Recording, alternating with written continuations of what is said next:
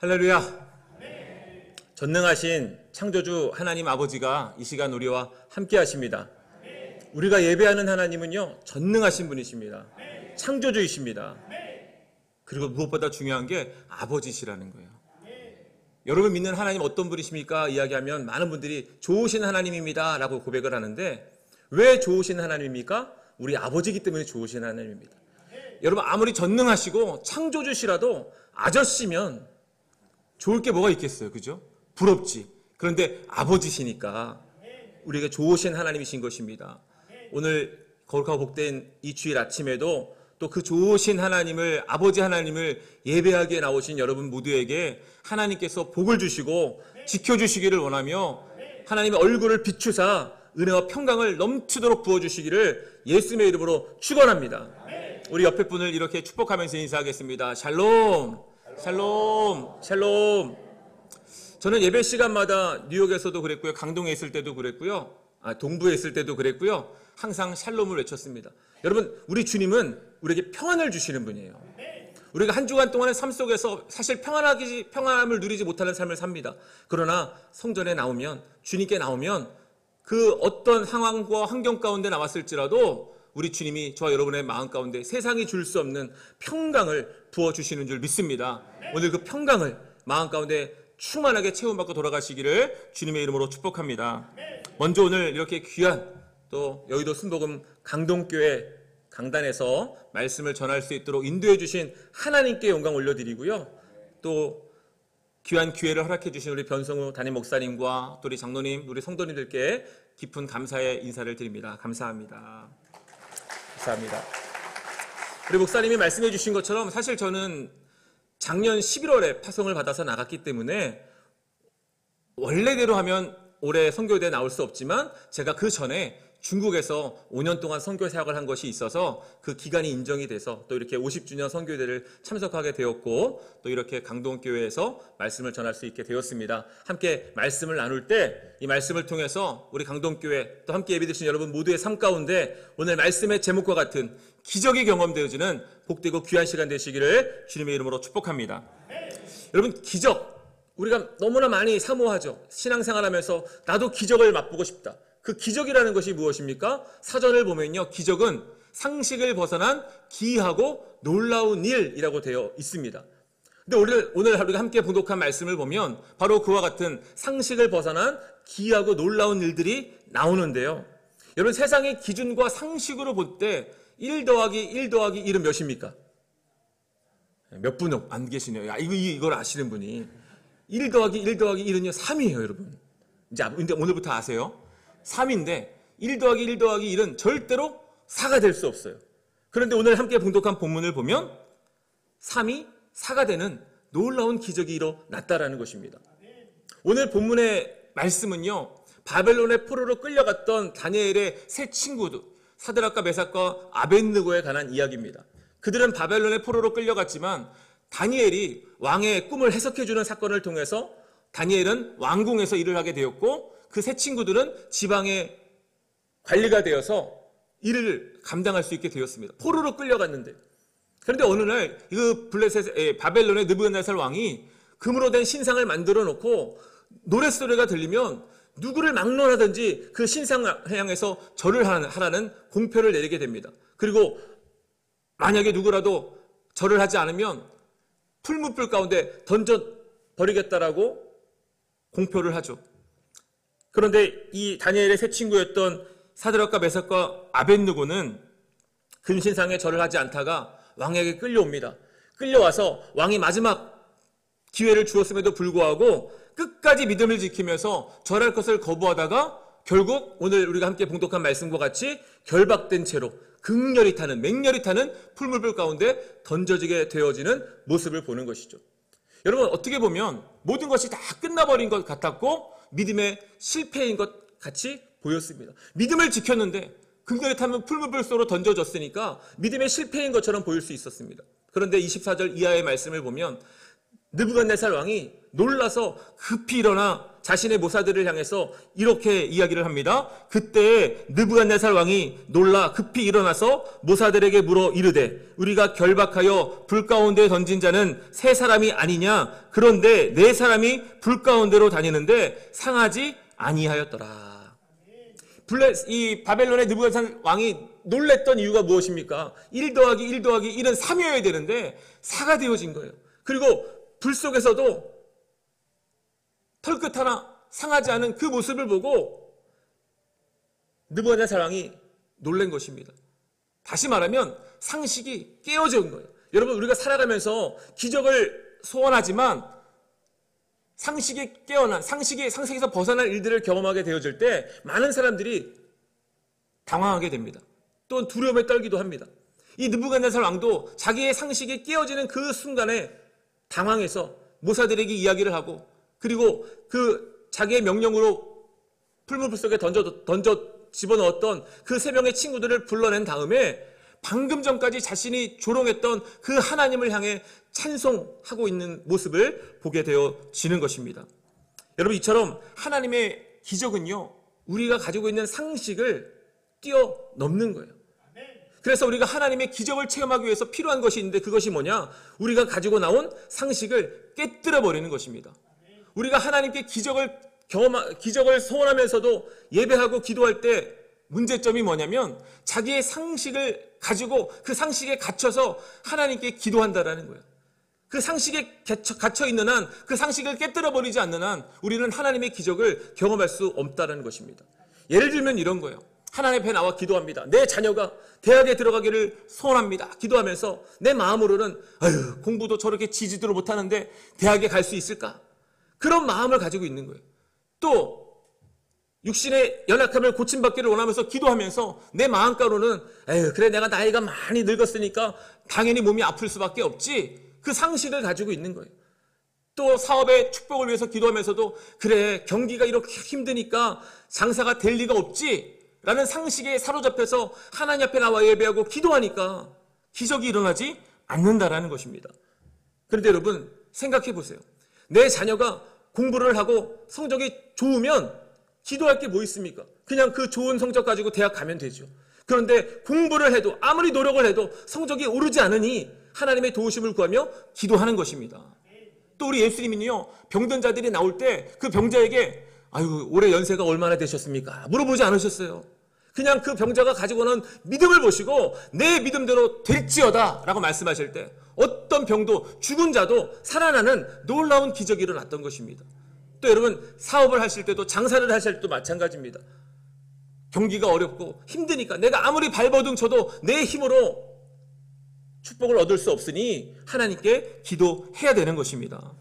여러분, 오늘 사드락과 메삭과 아벳느고가요, 자신의 힘으로 해결할 수 없는 그 절대 절망의 상황 속에서 상식을 깨뜨리는 놀라운 기적을 경험할 수 있었던 비결이 어디에 있느냐? 그들이 끝까지 믿음을 놓지 않았기 때문인 것입니다.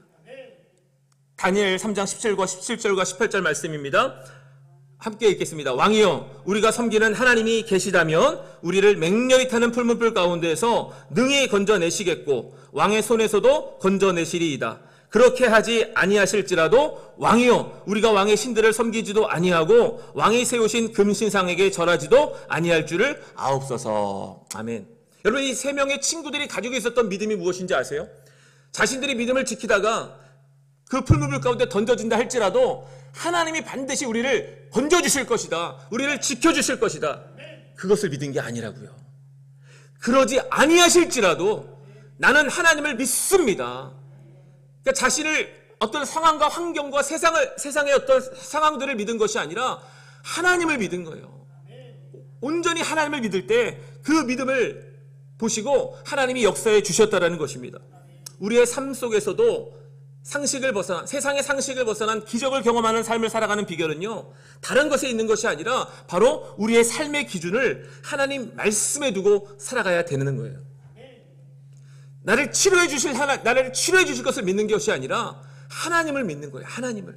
나를 치료해 주지 않을지라도 하나님은 내 아버지십니다. 그 믿음에 가지고 나아갈 때 상식을 깨뜨리는 하나님의 역사가 일어나는 것입니다. 누가복음 5장 5절 6절 말씀입니다. 시몬이 대답하여 이르되 선생님 우리들이 밤이 새도록 수고하였으되 잡은 것이 없지만은 말씀에 의지하여 내가 그물을 내리리다 하고 그렇게 하니 고기를 잡은 것이 심이 많아 그물이 찢어지는지라. 여러분 보세요. 고기는 어두운 때 그물을 내려야 됩니다. 낮은 곳에 그물을 내려야 됩니다. 그런데 그것이 상식입니다. 그리고 고기가 잡히지 않은 곳에 또다시 그물을 내리는 것은 상식적인 것으로는 행할 수 없는 일입니다. 밤새도록 그물을 던졌는데 한 마리의 고기도 잡지 않았다면 거기는 고기가 없는 거예요. 포인트가 잘못된 겁니다. 다른 곳에 가서 그물을 던져야 됩니다. 그런데 베드로는요, 무엇에 의지해서요? 말씀에 의지해서 자기의 상식과 모든 것들을 다 내려놓고 말씀에 의지해서 그물을 던졌을 때 실패의 자리가 만선의 축복으로 바뀌는 놀라운 은혜가 임하게 되었다라는 것입니다. 또 요한복음 11장 39절에 예수께서 이르시되 돌을 옮겨 놓으라 하시니 그 죽은 자의 누이 마르다가 이르되 주여 죽은 자가 나으리 되었음에 벌써 냄새가 나나이다 라고 이야기합니다. 베드로와 이 마르다의 차이가 무엇입니까? 상식을 깨뜨리지 못하고 있는 거예요. 베드로는 하나님의 말씀, 예수님의 말씀을 의지해서 자신의 상식을 내려놓고 순종했는데 마르다는 자신의 상식과 절망에 사로잡혀서 예수님께 이야기하는 것입니다. 죽은 지 나흘이나 되어서 냄새가 납니다. 돌을 치운다고 무슨 일이 일어나겠습니까? 그러니까 여러분, 오늘 이 시간도 우리 하나님은요, 전능하십니다. 창조주이십니다. 아버지이십니다. 기적을 행하십니다. 문제는 뭐예요? 우리의 상식의 돌을 치워버려야 되는 거예요. 절망의 돌을 치워버려야 되는 거예요. 내가 오늘까지 예배했지만, 기도했지만 치료되지 않고 해결되지 않고 응답되지 않은 문제들이 있더라도 오늘 주님의 말씀을 의지해서 내 상식과 절망의 돌을 치워버릴 때 오늘 반드시 기적이 일어날 줄 믿으시기를 바랍니다. 여러분, 구약의 시대를 총 10개의 시대로 구분할 수 있는데요. 먼저 하나님이 창조하신 창조시대, 그리고 아브라함으로부터 시작된 족장시대, 또 모세가 이끌었던 출애굽 광야시대, 그리고 여호수아가 이끌었던 정복시대, 그리고 이제 약속의 땅 가나안에 들어가 살았던 사사시대와 다니엘 왕국시대, 분열 왕국시대, 포로시대, 포로 귀환시대, 침묵시대, 이렇게 10개의 시대로 나눌 수 있는데 이 10개의 시대 가운데 이스라엘 백성들이 하나님의 말씀을 삶의 기준으로 삼았을 때 어떤 일이 일어났는지를 자세하게 설명하고 있는 시대가 어떤 시대냐면 여호수아가 이끌었던 정복시대였습니다. 여호수아의 정복시대는 그때는요, 하나님의 말씀이 모든 삶의 기준이었어요. 그래서 자신의 생각과 다르다 할지라도 하나님이 가라고 말씀하시면 갔습니다. 또 멈춰라 그러면 멈추어 섰습니다. 심지어 요단강물이 범람하고 있을 때 갈라질 기미가 보이지 않는 때에도 그 요단강을 건너라고 말씀하시자 목숨을 걸고 순종하며 요단강을 들어갔습니다. 또 여리고성을 함락할 때에도 난공불락에 있었던 그 여리고성을 함락시킬 때 하나님이 주신 명령은요, 하루에 한 바퀴씩 돌라는 것이었어요. 여러분 생각을 해보세요. 지금 그 여리고성 안에 있는 사람들이 전쟁을 준비하고 있습니다. 무엇을 하든지 어떻게 쳐들어오든지 싸우려고 하는데 이스라엘 백성들이 싸우지 않고 뱅글뱅글 돌고 있는 모습을 보며 얼마나 그들을 조롱하고 비웃었겠습니까? 그럼에도 이스라엘 백성들은 조금도 개의치 않고 하나님의 말씀을 따라 순종함으로 여리고성을 돌았다라는 것이죠. 그 결과 어떤 일이 일어납니까? 그렇게 모든 것을 집어삼킬 것처럼 범람하던 요단강이 갈라지게 되었고 난공불락에 있었던 여리고성이 무너지는 놀라운 기적의 역사가 일어났다라는 거예요. 상식을 깨뜨리는 것입니다. 저의 사역 가운데도 그와 같은 상식을 깨뜨리는 놀라운 기적의 역사가 있었는데 사실 지금 파송을 나간 뉴욕 순복음 연합교회는 기적을 경험하기 위해 몸부림치고 있는 시기입니다. 아직 어떤 기적이 일어나지 않았지만 하나님이 반드시 이루어 주실 것을 믿고 우리 모든 성도들이 수요 예배, 목요 중보기도회, 금요 성령대명에 모여서 간절히 기도하고 있어요. 제가 기적을 경험했던 때는 언제냐면 중국에서 선교하고 있을 때였습니다. 제가 2013년도에 파송을 받고 중국에 나갔습니다. 나간 것도 참 하나님의 인도하심이었고 계획하심이었습니다. 정말 나가기 싫었는데 하나님이 잠을 재우지 않으시고 밥을 먹이지 않으셔서 3일 동안 잠도 못 자고 먹을 것도 못 먹으니까 그렇게 반대하던 우리 아내가 새벽에 이제 교회를 출근하려고 일어났는데 저를 발로 툭 차면서 간다 그래. 그래가지고 가게 됐어요. 어쨌든. 근데 그렇게 중국에 이제 선교를 갔는데 중국 선교에서 어려운 점이 뭐냐면요. 자기 건물을 가질 수가 없어요. 중국은. 무조건 해봤자 100년 임대입니다. 그런데 그렇게 100년 임대를 할 수 있는 능력도 안 되는 교회였기 때문에 이제 매년마다 재계약을 해야 되는, 임대 계약을 해야 되는 시기가 오면 굉장히 큰 어려움이 있었습니다. 왜냐하면 그 계약비를 낼 돈이 없었기 때문에. 근데 2013년부터 14년, 15년, 16년까지는요, 온 성도들이 그 재계약 때가 되면 특별 새벽 기도를 열어서 기도하면 하나님이 이렇게 저렇게 알지 못하는 사람들을 후원을 통해서 계약금을 채워주셨어요. 그런데 17년 그 해는 안 채워지는 거예요. 절반도 안 채워지는 거예요. 계약 날짜가 5월달인데 그 5월달이 다가오는데도 채워지지 않으니까 너무 마음이 답답한 거예요. 왜 이러지? 근데 사실 13년에도 14년에도 15년에도 16년에도 기도할 때를 채워주시니까 제 마음 가운데 어떤 간절함이 없었던 것 같아요. 17년에는 또 채워주시겠지. 근데 채워지지 않으니까 불안함이 다가오는데 방법이 없는 것입니다. 그런데 그 집주인이 다행히 조선족 분이어서 말이 통해서 상황을 이야기하고 제 마음 가운데 있었던 기대는 뭐냐면 5월에 선교대회가 있으니 그 선교대회에 나가서 또 열심히 불러주시는 곳에 가서 설교하고 간증하면 또 많은 분들이 선교 후원금을 주시니까 그것을 가지고 돌아와서 계약금을 내면 되겠다. 상식이죠. 그 상식을 가지고 제가 생각을 하고 그 집주인에게 부탁을 했어요. 했더니 흔쾌히 알겠다. 그러면 6월 5일에 계약을 하자. 그렇게 이야기가 된 것입니다. 그래서 한국에 돌아왔어요. 그리고 이제 불러주시는 곳에 가서 열심히 설교하고 또 저는 사실 이렇게 어렵다는 이야기를 잘 못해요. 지금 교회에 이런 문제가 있다는 말은 못하고 그냥 말씀을 전하고 하나님이 베풀어 주셨던 기적들을 이야기를 하고 이제 간증을 했는데 그 해에 선교 정책이 바뀌어서 어떤 규정이 생겼냐면 선교사가 바로 선교 후원금을 받지 못하고 일단 그 선교 후원금이 재정국에 들어갔다가 선교지에 돌아가면 그걸 나중에 보내주겠다라는 거예요. 저는 지금 그거를 받아가지고 들어가서 바로 재계약을 해야 되는데 그렇게 제가 먼저 들어가고 그것이 다시 선교지로 오려면 한 달이 걸릴 거 아니겠습니까? 빨라도. 그러니 또 제 마음이 답답한 거예요. 그러니까 뭐 때문에 답답해요? 상식에 사로잡혀 있으니까. 내 상식적으로 그것을 해결하려고 하니까 너무나 답답한 거예요. 그런데 어쩔 수 없죠. 뭐 규정이 그렇다니까. 그래서 안타까운 마음을 가지고 이제 또 그 교회 성도들은 제가 오기만을 눈 빠지게 기다리고 있고 집주인도 기다리고 있는데 가서 무슨 말을 해야 되나 그런 걱정을 가지고 짐을 싸서 공항에 갔더니 갑자기 그 해에 제 비자가 잘못되어서 중국에 갈 수 없다는 거예요. 중국에 가려면 다시 대사관에 가서 비자를 다시 만들어서 가야 된다는 것입니다.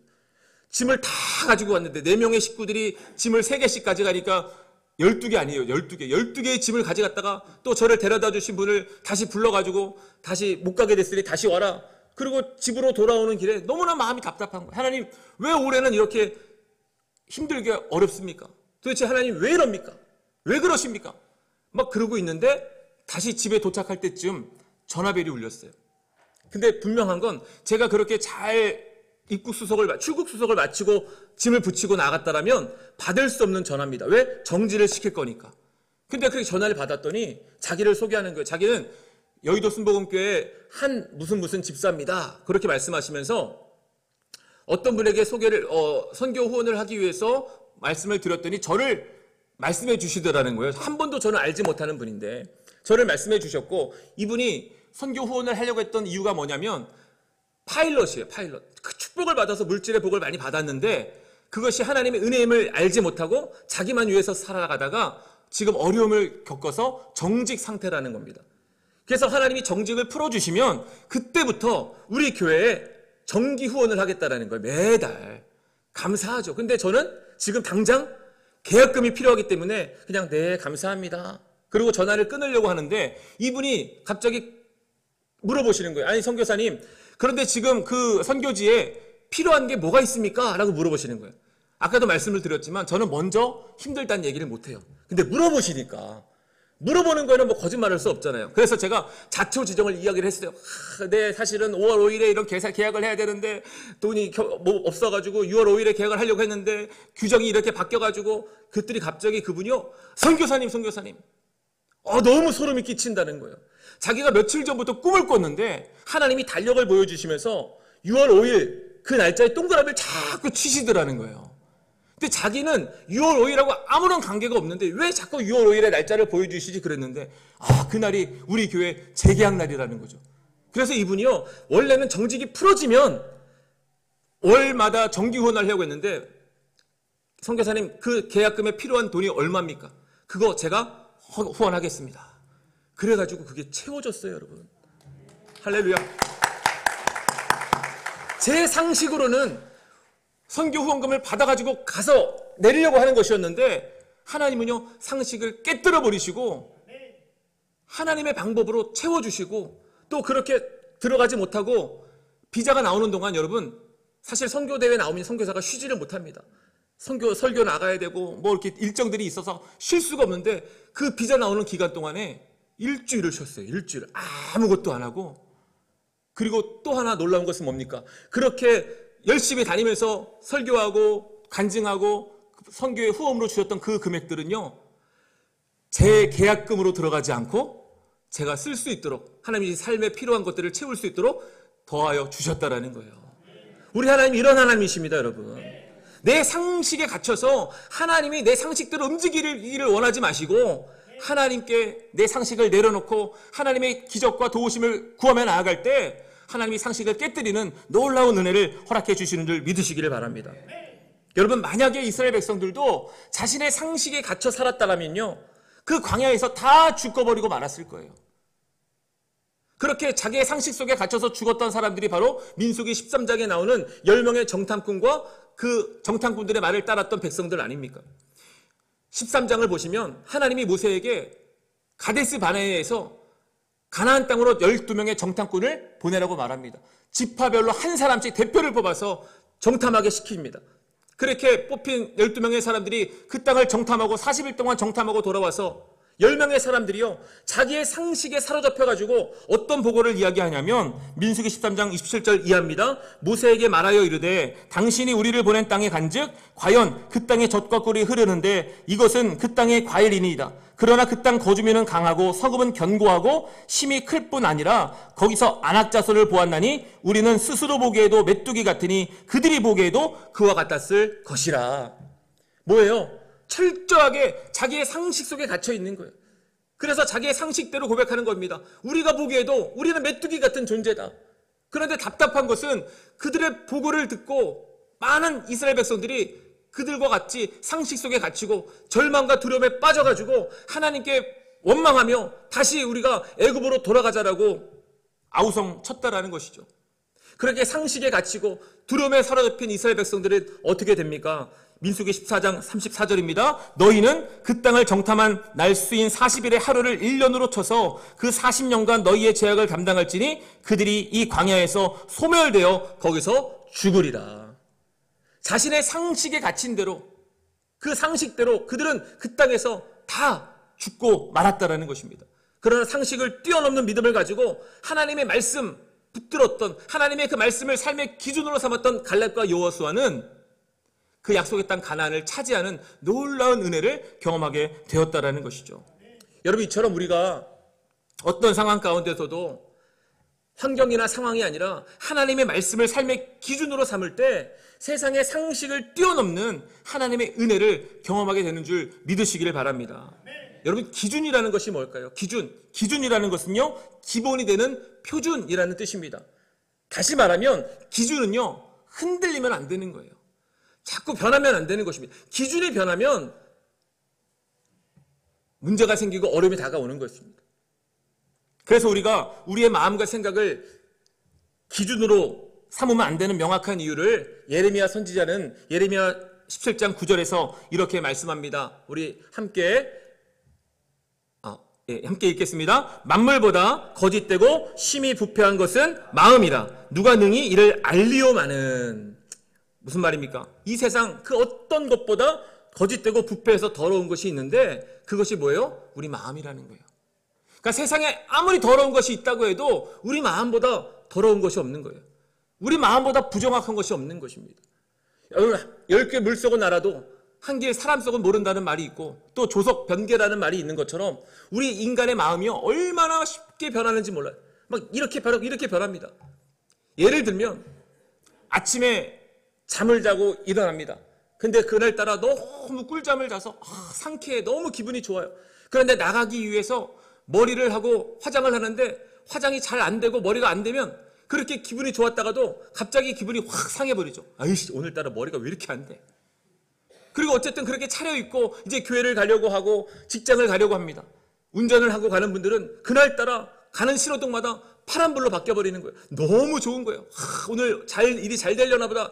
그리고 또 지하철을 탔는데 내 앞에 바로 자리가 나서 바로 앉게 되고, 뭔가 좋은 일이 있나 보다. 그리고 기분 좋게 직장에 가고 교회에 도착했는데 나를 보자마자 직장 상사가 뭐라고 한마디 하고, 또 교회 성도들이 오늘따라 화장이 왜 그래?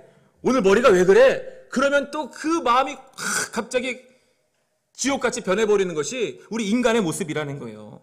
그러면 여러분, 이 세상에서 그렇게 변하지 않아야 될 기준의 조건을 만족할 수 있는 것이 무엇이 있겠습니까?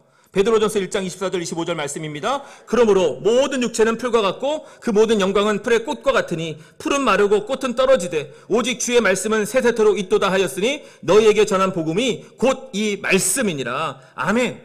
이 말씀처럼 여러분, 영원히 변하지 않는 세세토록 영원하신 하나님의 말씀만이 우리의 삶의 기준이 되어질 수 있는 것입니다. 그리고 사랑하는 성도 여러분, 다른 어떤 것이 아니라 하나님의 말씀을 여러분의 삶의 절대 기준으로 삼고 살아가시기를 주님의 이름으로 축복합니다. 하나님의 말씀을 내 삶의 절대 기준으로 삼고 살아간다는 것은 다른 말로 하면 하나님을 나의 목자로 삼는다라는 거예요. 내가 양의 마음을 가지고 살아간다는 것입니다. 그래서 아무리 내가 원하는 일이고 또 내게 큰 유익을 갖다 주는 일이며 또 심지어 모든 사람들이 다 행하는 일이라 할지라도 목자 되시는 하나님께서 하지 마라, 안 된다 라고 말씀하시면 즉시로 멈추어 서고 뒤도 돌아보지 않고 순종하는 것이 하나님을 목자로 삼은 사람들의 삶의 모습이어야 된다는 거예요. 여러분, 오늘 포로로 끌려간 이 사드락과 메삭과 아벳느고에게 지방 관리의 그 자리가 얼마나 소중했을까요? 포로였습니다. 포로임에도 불구하고 하나님이 그 자리를 주셨으니 그것이 얼마나 소중하고 또 좋았겠습니까? 그런데 그런 그들이 그 자리를 지킬 수 있는 것은 신상에게 절을 하는 겁니다. 또 신상에게 절을 하라고 하는 명령은 그 사드락과 메삭과 아벳느고에게만 준 명령이 아니라 그곳에 살고 있는 모든 사람들에게 내린 명령이기 때문에 그냥 사람들과 같이 따라서 절을 해도 아무 문제가 없었을 거예요. 그러나 우리가 분명히 기억해야 되는 것은 무엇이냐? 하나님의 백성들은 하나님의 말씀을 따라 살아야 된다는 거예요.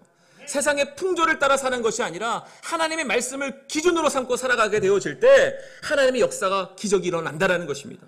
창세기 39장을 보면 요셉의 이야기가 나옵니다. 창세기 39장 7절 9절. 그 후에 그의 주인의 아내가 요셉에게 눈짓하다가 동침하기를 청하니 요셉이 거절하며 자기 주인의 아내에게 이르되 내 주인이 집안의 모든 소유를 간섭하지 아니하고 다 내 손에 위탁하였으니 이 집에는 나보다 큰 이가 없으며 주인이 아무것도 내게 금하지 아니하였어도 금한 것은 당신뿐이니 당신은 그의 아내임이라. 그런즉 내가 어찌 큰 악을 행하여 하나님께 죄를 지으리이까. 여러분, 요셉이 살던 이 시대, 요셉은 종으로 끌려갑니다. 그런데 그 종으로 끌려갔지만 하나님의 은혜를 입어서 그 집에서 인정을 받게 되어진 거예요. 그런데 더 감사한 건 그 주인집 아내가 요셉을 좋게 보고 요셉과 부적절한 관계를 맺음으로 요셉을 더 자리를 든든히 세워주려고 하는 것입니다. 이런 일은 그 당시에는 아주 흔한 일이었어요. 아니, 흔한 게 아니라 기회와 같은 일이었습니다. 많은 사람들이, 많은 종들이 꿈꾸는 일이었습니다. 그러니까 요셉도 그냥 나에게도 이런 기회가 왔구나 하고 그냥 그 주인의 여인의 유혹에 넘어가 주면 자기의 자리를 더 돈독하게 할 수 있었던 거예요. 그런데 요셉은 무엇을 바라봅니까? 하나님을 바라본 것입니다.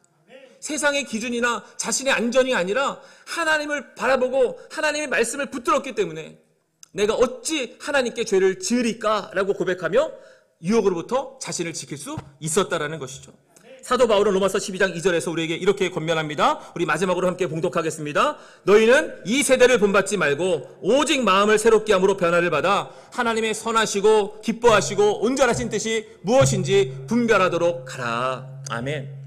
세상의 사람들이, 아니 믿음의 동역자들이 행하는 일이라 할지라도 여러분, 그들을 따라가는 것이 아니라 항상 하나님의 선하시고 기뻐하시고 온전하신 뜻이 무엇인지를 분별하며 살아가게 되어질 때 하나님께서 오늘 우리의 삶 속에도 놀라운 기적의 역사와 은혜를 베풀어 주실 것을 믿으시기를 바랍니다.